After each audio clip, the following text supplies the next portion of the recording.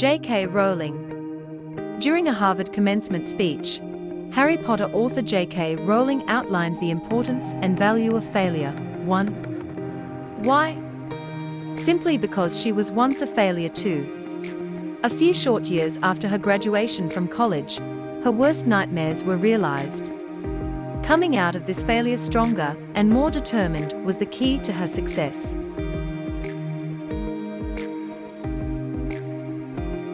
Steve Jobs. The now revolutionary Apple started off with two men in a garage. Years later, we all know it as a $2 billion company with over 4,000 employees. Yet, almost unbelievably, Steve Jobs was fired from the very company he began. The dismissal made him realize that his passion for his work exceeded the disappointment of failure. Further ventures such as Next and Pixar eventually led Jobs back to the CEO position at Apple.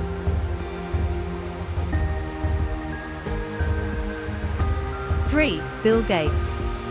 Bill Gates was a Harvard dropout. He co-owned a business called Trafodata, which was a true failure. However, skill and a passion for computer programming turned this failure into the pioneer of the famous software company Microsoft, and the then 31-year-old into the world's youngest self-made billionaire. This isn't to say that dropping out of Harvard will make you into a billionaire, but maybe that shiny degree isn't worth as much as the drive and passion to succeed. 4. Albert Einstein. The word Einstein is associated with intelligence and is synonymous with genius. Yet it is a famous fact that the pioneer of the theory of general relativity, Albert Einstein himself, could not speak fluently until the age of 9. His rebellious nature led to expulsion from school, and he was refused admittance to the Zurich Polytechnic School.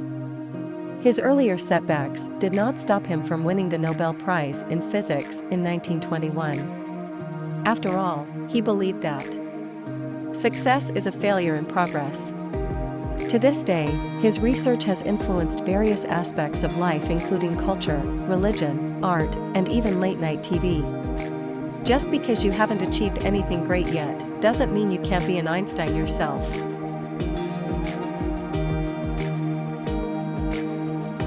5. Abraham Lincoln.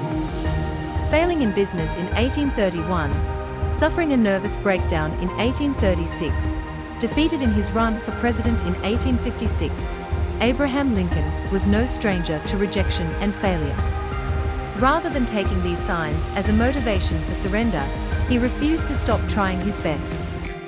In this great man's words, "My great concern is not whether you have failed, but whether you are content with your failure." Lincoln was elected in 1861 as the 16th President of the United States of America. The amount of rejection you receive is not a defining factor.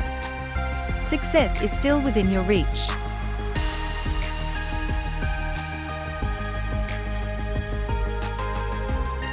6. Michael Jordan. I've missed more than 9,000 shots in my career.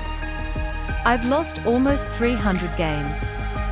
26 times, I've been trusted to take the game-winning shot and missed. I've failed over and over and over again in my life. And that is why I succeed. This quote by retired basketball legend Michael Jordan in a Nike advertisement speaks for itself. It would be an easy misconception that Jordan's basketball skills revolve around natural talent. In fact, in his earlier years, basketball coaches had trouble looking past the fact that Jordan didn't reach the minimum height. It was years of effort, practice, and failure that made the star we know today. Michael Jordan's success all came down to his intrinsic motivation, one of the most invincible types of motivation that drives people to succeed.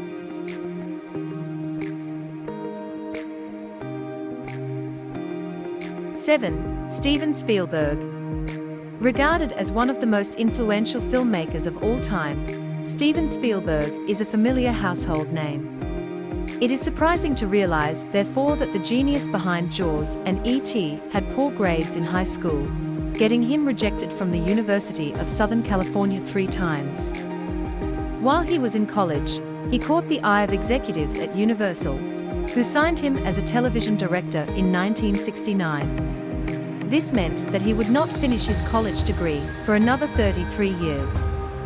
Perseverance and acceptance of failure is the key to success, after all. Even though I get older, what I do never gets old, and that's what I think keeps me hungry. Bad grades in high school aside, there is no questioning the genius involved.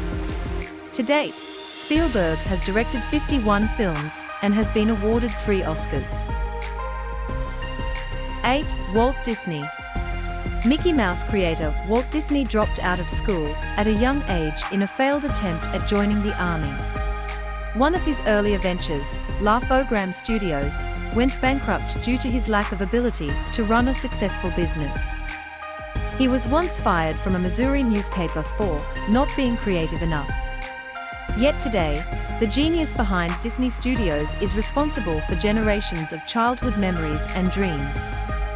From Snow White to Frozen, Disney will continue to entertain the world for generations to come. The logic behind this is simple. We don't look backward for very long. We keep moving forward, opening up new doors, and doing new things, because we're curious, and curiosity keeps leading us down new paths.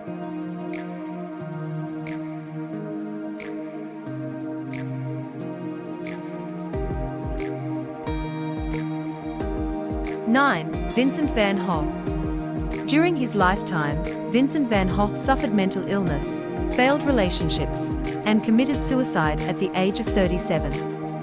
He only ever sold 1 painting in his life, pinning him as a failure as an artist. However, that did not put a damper on his enthusiasm and passion for art. He would never know that years and years after his death, he would become known as a key figure in the world of post-impressionism, and ultimately, one of the greatest artists that ever lived. He would never know that he became a hot topic in art classes, and his image was going to be used in TV, books, and other forms of popular culture. In the words of this great, but tragic man, if you hear a voice within you say you cannot paint, then by all means paint, and that voice will be silenced.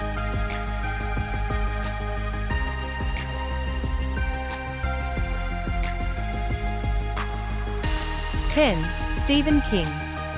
As a paranoid, troubled child, tormented by nightmares and raised in poverty, it is no surprise that Stephen King grew up to the title, Master of Horror.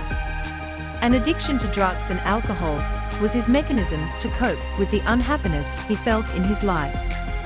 The frustration he felt towards multiple rejections by publishers in combination with illicit substances caused him to mentally contemplate violence towards his own children. These intense emotions were those that he focused onto his writing. And that's why he said, "We make up horrors to help us cope with the real ones." Writing became his new coping mechanism, and this is how the master author we know today grew to success.